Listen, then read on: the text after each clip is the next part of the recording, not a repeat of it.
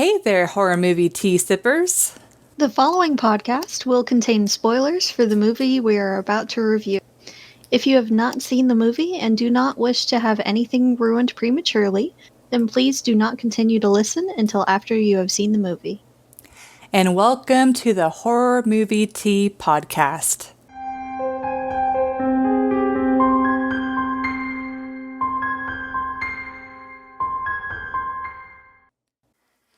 Today, we are covering another listener request. So this was requested by Nicole again. Thank you again, Nicole, for requesting all of the movies that you did.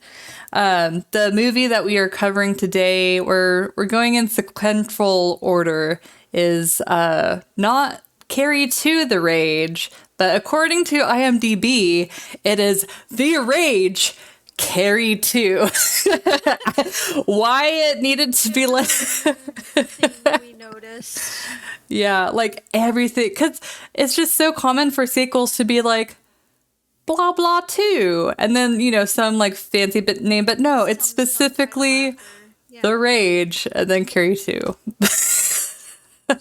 So good. What are you drinking today?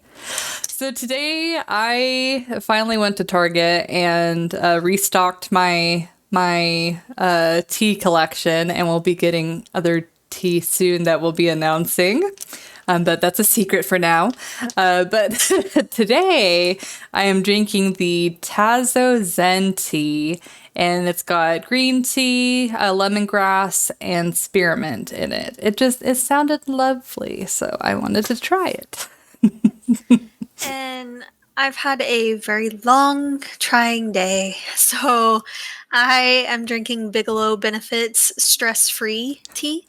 It's their rose and mint tea. Ooh, it is an herbal blend, but oh my god, it's so good. You know, so good. It is caffeine free, but it's a good one to just bring down the day and just kind of relax and just unwind. See, all of your teas sound so good, and I keep saying that I want to try them, but then I never do. It's like I either need you to make a list, or I need to go back and just listen to the beginning of our podcast episode and write down the teas. We're almost through this pandemic. We've almost finished with our vaccines. It'll be fine. I'll make you a little care package, and we'll do an exchange, a tea exchange. A tea exchange. I love it. Tea exchange. Yes. So I'll steal some of yours and I'll bring you some of mine. And it'll be fine. Yeah, I like it. Okay, so the summary of the movie is I'm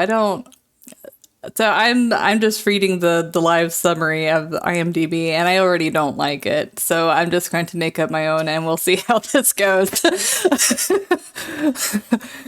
Can you tell this is off the cuff, guys? But anyways, so it's a very similar setup to Carrie, but instead of it being a girl named Carrie, it's a girl named Rachel, who we later find out is the half-sibling of Carrie because they share the same father, because the telekinetic powers is genetic, apparently, through the father's side. And but this version of Carrie, or Rachel, is very different, and she's very pretty. She's definitely not in the in group, but she's not as much of an outcast as Carrie. But anyways, Sue Snell, which is I believe the counselor of the school, kind of recognizes which, if you've recalled, she's the girlfriend of the boyfriend that took Carrie to the prom in the first movie. She's the chick that tried to help and failed miserably. Yes, and she's the only survivor of the massacre. Anyway, she was recognizing the symptoms that Rachel was having as similar to what Carrie was having, so she was trying to stop her from creating another massacre. And the massacre happened anyways. And then there's this convoluted love story between Rachel and I forgot the guy's name, but nice jock. Jesse. Jesse, thank you. And she gets so enraged that she I don't think she purposely tries to kill him, but or maybe in the She was starting to. okay, but then she changed her mind and she pushed him out of the way and she died instead. And so the movie ends with him in college and like seeing her. I'm sorry. She didn't push him away. She freaking threw him. She yeeted him away. Just yeeted him away. She tossed him like a like a rag doll. yeah, like a rag doll. So But anyways, so entertainment. First, I want to do a little disclaimer. So with listener requests, I just want to let everyone out there, our number one priority is we want to be not just honest with you guys, but we also want to be kind. And so while damn it. Okay. I can't think. Okay. So these are our opinions. Yes. And If you really, really like the movie, everybody likes different things. yes. And at the end of the day, our opinion doesn't matter.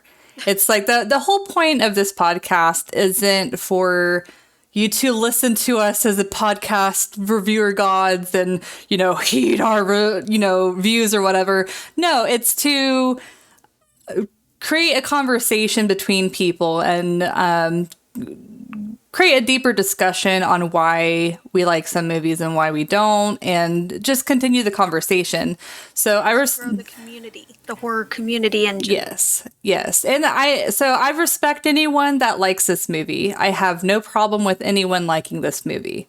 But me personally, this is not my favorite movie that I've seen. So for entertainment, unfortunately, this is going to be one of the lowest entertainment scales that I've ever rated a movie. I'm going to give it a 4.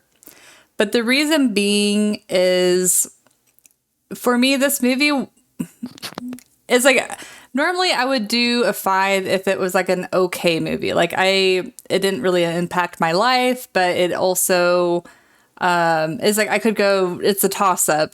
But like this movie, for me personally, I don't feel like it really impacted the original Carrie story much. And in fact, I feel like it kind of diluted a lot of the original content of the story. And, I'm not a hardcore Carrie fan or anything like that, but I do appreciate the meaning of the original story and what was trying to be portrayed and stuff like that.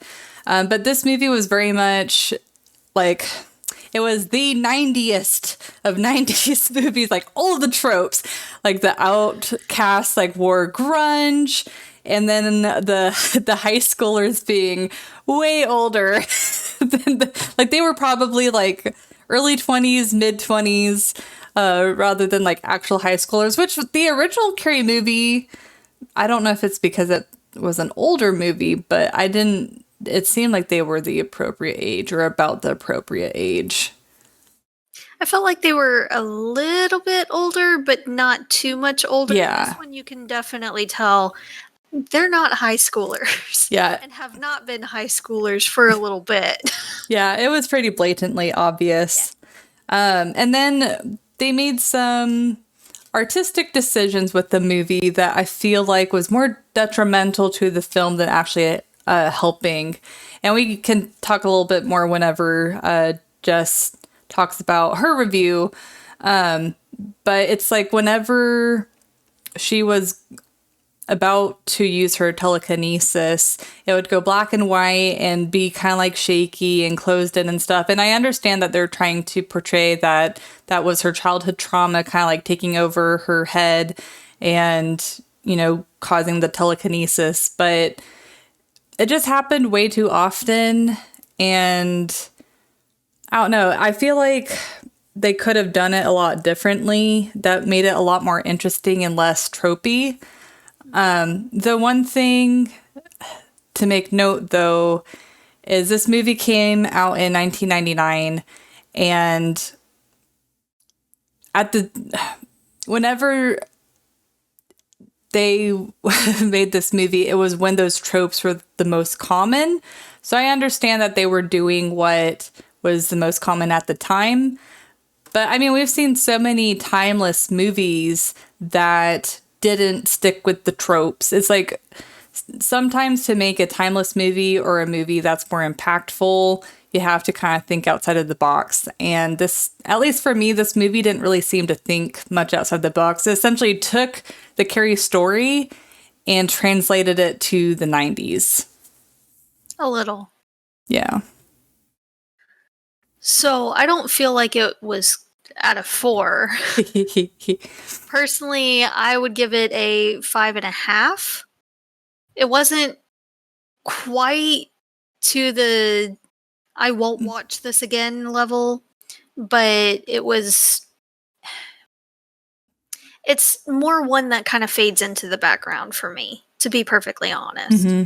It wasn't a horrible movie, but it's definitely not one I'm going to reach for time and again. It was very heavily dated. Like, if you had heard nothing about this movie and it was on and you started watching it, you would be able to guess the era like that. Like, Yeah. 90s. Oh, Oh, hey, look, we're back in the 90s. Yeah, for real. From the music to the fashion styles, their clothing, the way they acted, the different tropes, everything was super 90s. Yeah. So I feel like that detracted from it a little bit. We couldn't necessarily focus on the story some of the times because it was just screaming 90s at us so much. Yeah. And it's just in your face the entire time. It was one of the most 90 movies to ever 90. Yeah. And it's like on the, I can see some people arguing is like, oh, well, is that time or whatever. But movies like Nightmare on Elm Street, it's like, yes, it's slightly dated, but it's not like so in your face that it's that time period that it detracts from the story.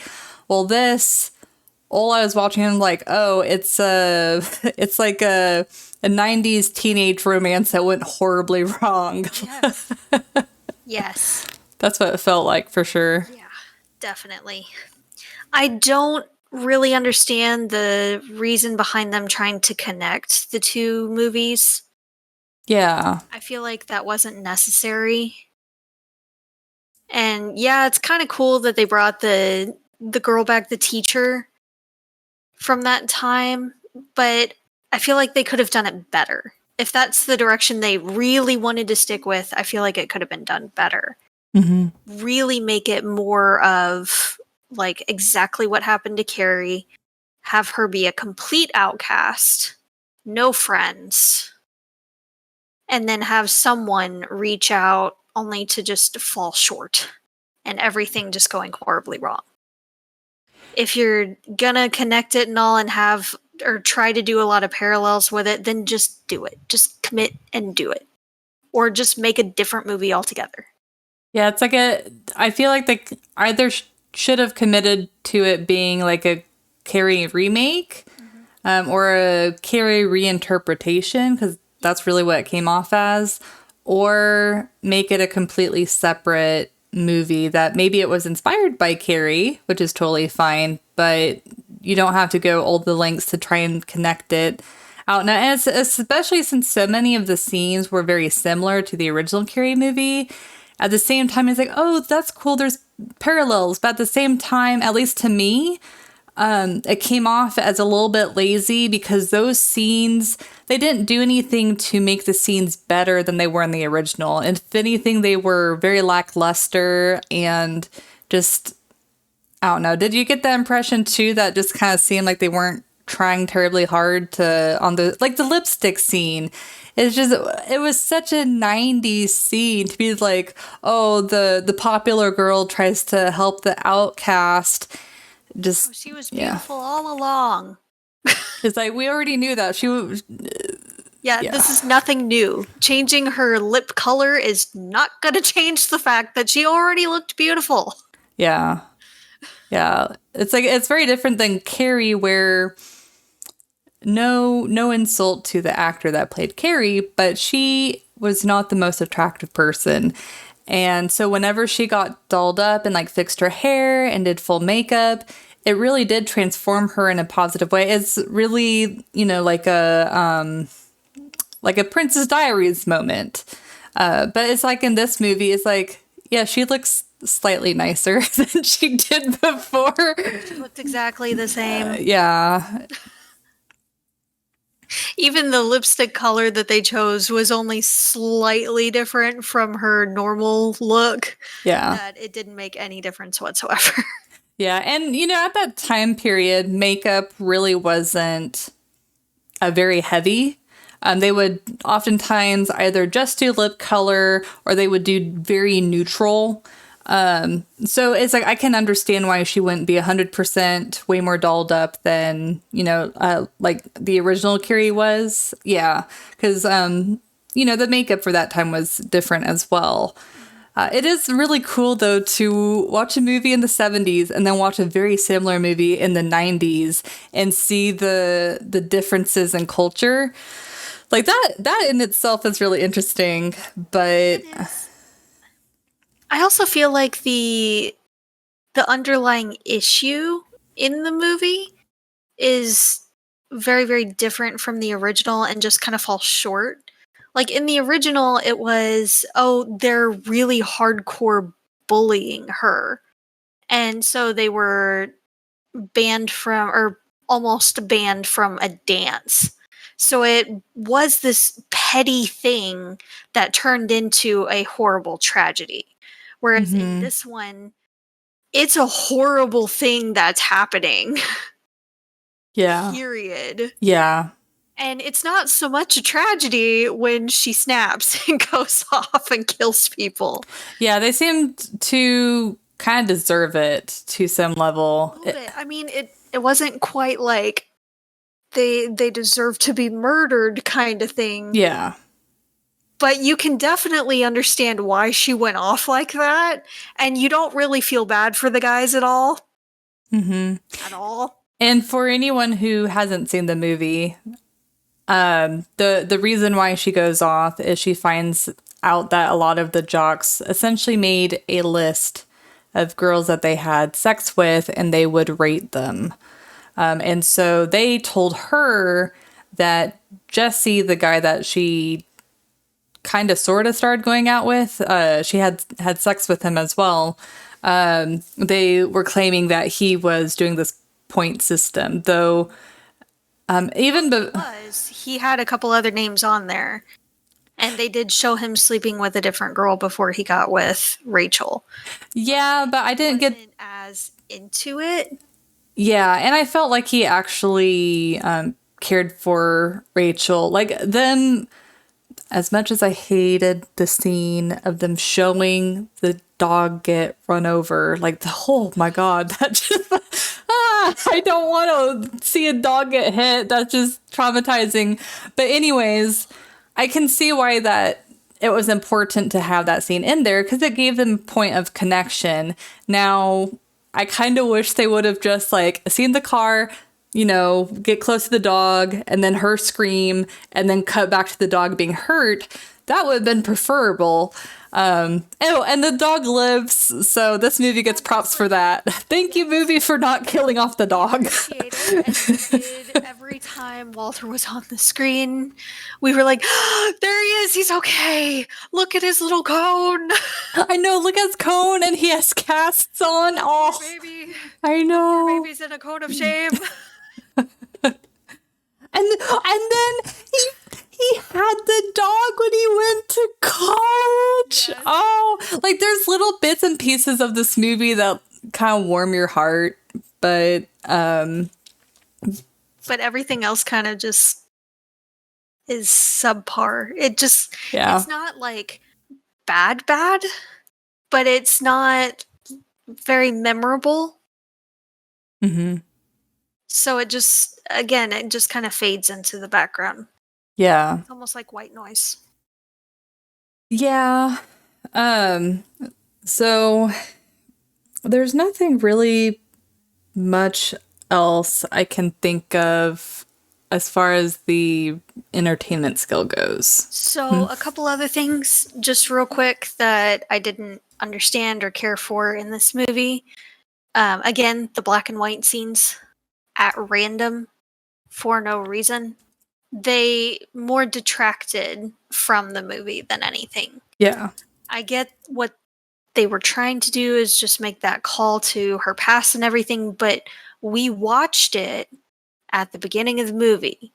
We get it. Yeah. We don't need that detracting from everything, because at first you kind of wonder if there's something wrong with the movie. Like if you're doing it wrong, if the site's having an issue or something, but it keeps happening and it doesn't add anything to it. Yeah. It takes you out of the scene. Yeah. So it doesn't really help. Also, the high voltage sound whenever she uses her ability. Unnecessary. Kind of painful. Rest in peace, headphone users. Yeah. So, but again, it was just unnecessary because we can see the effect of her powers. She's generally looking in that direction when it happens too. So you don't really need it.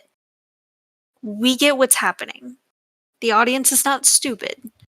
Just have the thing happen. Yeah. And actually, so I was kind of crossing out my notes here. So the first thing I want to mention wrapping up is this movie is definitely a very different type of tragedy to where, initially for like Carrie is like the tragedy of her finally getting what she always wanted, but then her also taking it away. Which, partially wasn't her fault because of, what happened to her. While this one, it's like, yeah, she's an outcast and she started to get at least somewhat what she wanted. But it's like, even though she got what she wanted, she still died because she was saving her boyfriend or the person that she cared about. So I thought that's a kind of an interesting dynamic. But okay, one scene that I wanted to bring up that I was like, what the hell were they thinking? It's such a Stephen King moment. Okay, so they have one of the jocks pull down his pants and bend over. Oh, and the coach was like, did he ask him if he's like, I don't see a tampon or some. Yeah. It's like, I was just checking for a tampon. Like, at first, this movie deceives you. Because at first you're like, oh, I'm not seeing a lot of the violence and abuse that I was seeing with the original Carrie movie. But then that scene comes up and we're like, whoa, that is so bad. What just happened? The abuse caboose. Oh my God. Like, oh my God. It was hard to watch, and we just sat there stunned for a little bit, like, excuse you? And it didn't go quite the way we thought it was gonna go when the coach first told him to drop his drawers, which we're grateful for. Extremely, extremely grateful for. But at the same time, that's awful. And that was the 90s, so that's, yeah, no, that's so not okay. So it's like, this movie has less blatant, abusive, and verbal and physical abuse, but the abuse that it shows is like even just yeah. But anyways, that was my soapbox for that. But so before we jump to realism, I just want to say I'm sorry, Nicole. I hope we didn't offend you in any way. Like I said, if you like the movie, that's totally okay. I feel so bad because it's like, you know, our hope and dream is to watch a listener request and then just like love it and be able to praise it. But, you know, the whole purpose of a horror movie review podcast is to honestly review the movie. So it's like we're not going to be any less than ourselves. I guess I could say this at the end, but Nicole, if you really like this movie, let us know why you like it, because I'd actually honestly be really interested to know. And anyone else that's seen the movie and really likes it, let us know, because maybe there's just something that we didn't get about the movie. Because I really don't know any background on it. It's like we watched it with clear, unfiltered eyes. But anyways, the realism. So this movie is kind of an average realism scale for me. It's not particularly impressive, but it wasn't like too terrible. I'm going to give it a 4. My main beef with this movie is the random coincidences, like Sue telling Rachel's mother that telekinesis passes through the male genes. It's like she didn't give us any context that she's been researching this. Like, how does she know this? Like, I need to know. Who's doing this study exactly? Yeah. And I guess this could potentially be realistic. You can let me know what your opinion is on this, Jess. But one thing that really bothered me, and guess it could relate back to the entertainment scale, is whenever the police found out that a jock who was 18 was having sex with another high schooler who was a 16-year-old, they were essentially going to try and charge him with that. But the dad of him was like, "Yeah, would you really want to like ruin a kid's life?" It's like it wouldn't be their fault. It was his choice to have sex with someone younger than him. That would be considered statutory rape. It's like that's maybe, I don't know if it's as big of a thing at the time, but it's like, at least whenever I was growing up, that was like a huge, like, it was a very well-known thing. And it was something to, especially when you're 18, 19, and you're still like around younger teenagers than you, is something that you were told to be very conscious of because it could ruin your life. But it's like, they were always told that was their own responsibility. So it's just so weird that the dad was like, "Oh, the police are going to ruin a kid's life." It's like, it was his choice to make. But I don't know. That's my opinion on it. And then one other thing that my very last thing, because I know Jess has a longer list than I do probably, is when the sheet of metal fell on Rachel, why she couldn't use her telekinesis to lift it up and save herself. That. All of that. So what's your realism rating? I feel like a 4 is accurate, honestly. I don't really see... I feel like we should have seen more of her learning about her abilities and trying to control them and everything. Again, that's something I had wished in the original Carrie movie too. It was just like, oh, suddenly she has these abilities and things, and oh yeah, she just knows how to use them Mm-hmm. correctly and how she wants every time without practice at all. Yeah. And she just knows her limits and everything she can do. And she can fling a football player across the freaking room and break stuff at the same time and send a fire poker through at least 2 people and a door. A very sturdy, thick door. But she can't lift some metal off of her or hold it up altogether to keep it from hitting either of them. Or even just push it up a little so the jock guy, Jesse, could pull her out of there? Mm-hmm. Really? Yeah. No. Yeah. No. I'm calling bull on that. I also feel like the security was extremely lax at the mental facility where her mother was being kept. And don't nobody notice that there's a patient leaving. Yeah, they escaped with gum. Yeah. Piece of gum that didn't stick to the other side of the door. It didn't stick the two together. Seriously? I'm also calling bull on that.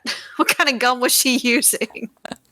Doesn't stick. I'm calling major foul on that. I am very, very grateful that the dog made it with what seemed to be minor injuries. I feel like that would not generally have been the case. I also am very, very grateful that they had somehow, conveniently, a 24-hour animal hospital very close to them. You don't find those very often. Hey, I went to a 24-hour animal hospital. There's quite a few in my area. Of course, I live in the suburbs, but... Yeah, but they're not everywhere, and they seem to not really necessarily be in the suburbs, but a little bit more rural. Yeah, it's kind of like There was in a lot of between. farm area. Yeah, Yeah. there's a lot of farm area. Speaking of farm areas, when they first showed Jesse having sex with a girl, the girl that was super jealous of him getting with Rachel, they had an audience. Like, she didn't have something to say about that until after they were done. And then, even then, she didn't seem quite that upset about it when they were yelling and jeering and everything at them. For some people, it's a fetish. I'm just putting that out there. But she didn't even really like say anything or mention it or anything. And they were very clearly saying, like, give me the book. Let's update it, that kind of thing. Yeah, I forgot about that. Question that, didn't comment on anything. No, just yeah, okay. Yeah. Though talking about that, one thing I forgot to mention, and it's the very last thing I have to mention, and then it's back to you. But it's I just wanted to mention it because I feel like we both have experience to put input on this. But Rachel's friend committing suicide and the reaction of the student. So while some of it was kind of extreme, like the one guy going up and like filming, the other comments about is like, oh, she was a nobody and stuff like that. That I would say, unfortunately, is fairly realistic. And the reason why we have some stance on this is because in our high school, we had a student pass away. It was someone that is like a friend of a friend. But I remember very clearly and vividly, even to this day, the school giving her a moment of silence and people talking and laughing during that moment of silence. And it's like teenagers, when you don't really have a good perception of death and you don't fully understand your your mortality, I can understand it being very difficult to, process another like teenager's death or whatever. But yeah, teenagers suck sometimes. Yeah. And I was annoyed. I did experience that in our class too during the moment of silence.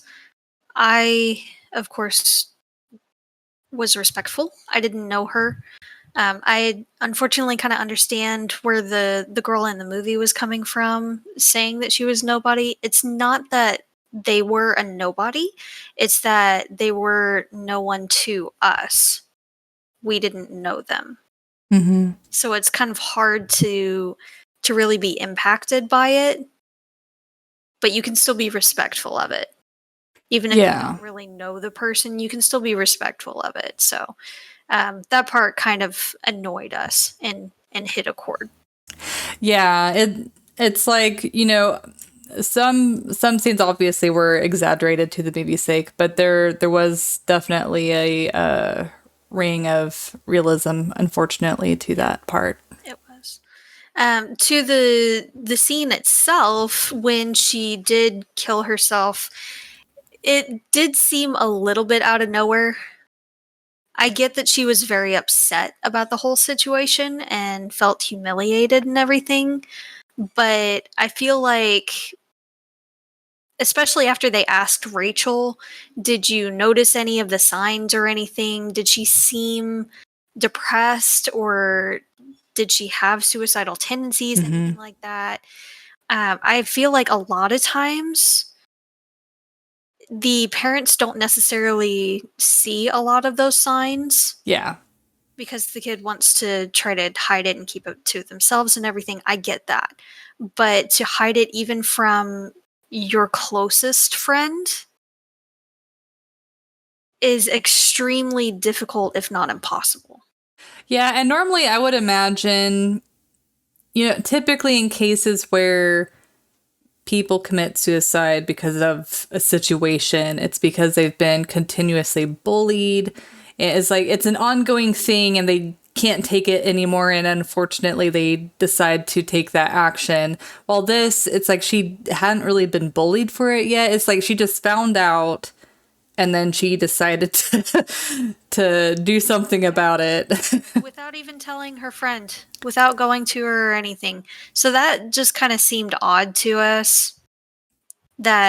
Especially since she had seemed so happy before and joking around with her friend and hanging out and all, and it just didn't seem like there was a build up there. Yeah. Now I could, if this movie was trying to create all of these tragedies, like first the tragedy with her Rachel's friend, and then with Rachel, they could have kind of really heavily leaned on like almost like a Shakespearean take, which would have made the movie, like if they want to go for that kind of feel, I think that would actually be kind of a cool take.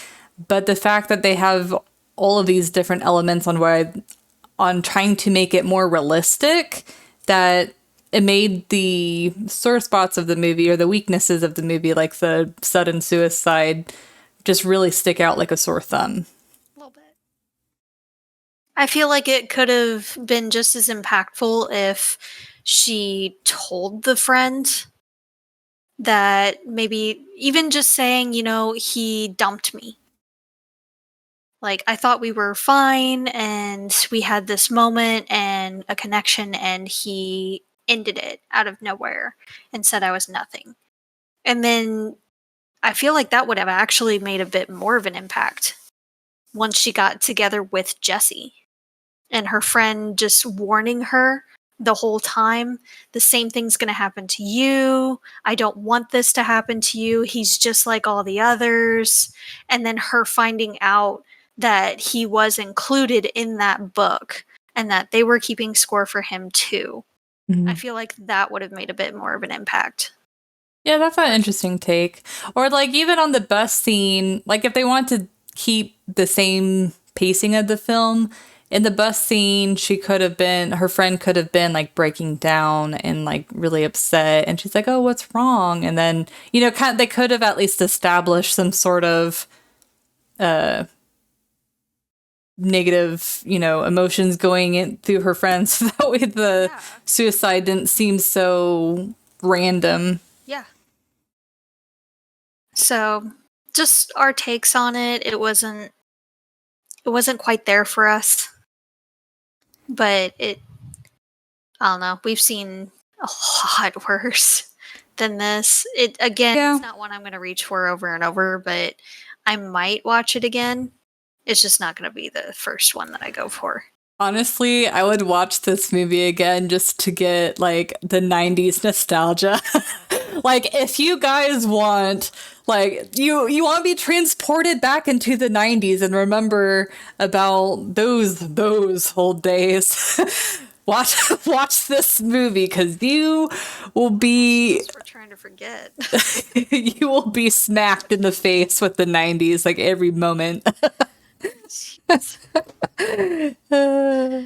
All right. Well, that's all I got for realism. Do you have anything else? No, I'm good. All right. Well, we do have a few more requests from Nicole. We are going to try to get to those as quickly as we can. Of course, streaming services permitting. If we can make it work, then we will get to them immediately. If not, it might take us just a week or two to get everything settled there.